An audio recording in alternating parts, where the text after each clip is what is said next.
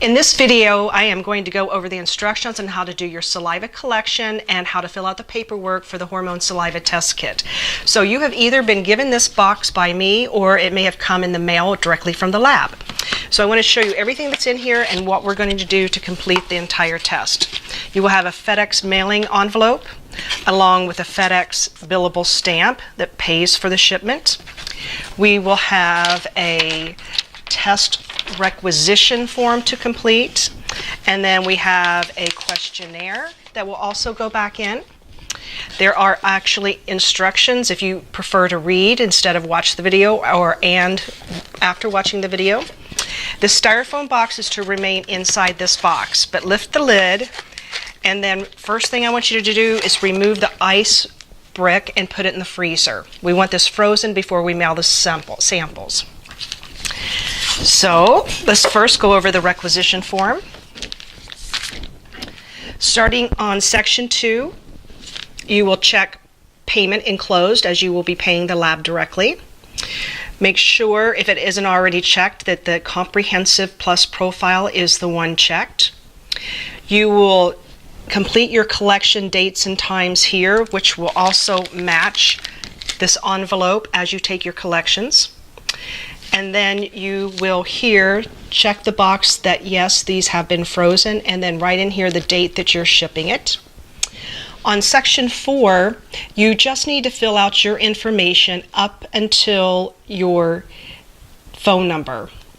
You do not need to fill out any Social Security information, nothing like that. Clearly, next thing you only have to do is sign and date it. So only personal information. If it hasn't been filled out already, fill it up to your phone number. In section 5 here, you will decide on whether you want to pay by credit card or and you will do patient credit card if it's a credit card. If you want to include a check, you put the amount in here, and that will be $315 if you're writing a check, and then you will sign it. You do not need to complete the bottom here. On the back of the requisition, you will want to choose option 2 and sign and date. And then this form is complete. Next, we have the patient questionnaire. You will put your information up here. You will complete the questions here. This section also for women, and this section here if you're a man. And you will rate your symptoms 0 to 3 on types of severity. If you use any type of hormones, you will put the information here, and over here is an example of how it should read: the type, the amount, the date as you took the last one. If you have not used any hormones, then you put an X here. You will also want to check this, yes or no, if anyone in your household is using topical hormones. This section down here is not related to the hormone, so ignore this section here. Okay, you're going to have 4 tubes in here for your collections, and I will walk you through it. You also will have 4 individual straws for each collection. The first collection of the day is the pink tube, and you will wait 30 minutes after you've been awake. So you can have up to 8 ounces of water, but do not brush your teeth, don't drink coffee. Just wait 30 minutes and then you'll start to do your collection. You will want to fill this up at 3/4 of the way full. If it's foam and it's foamy, that's perfectly fine.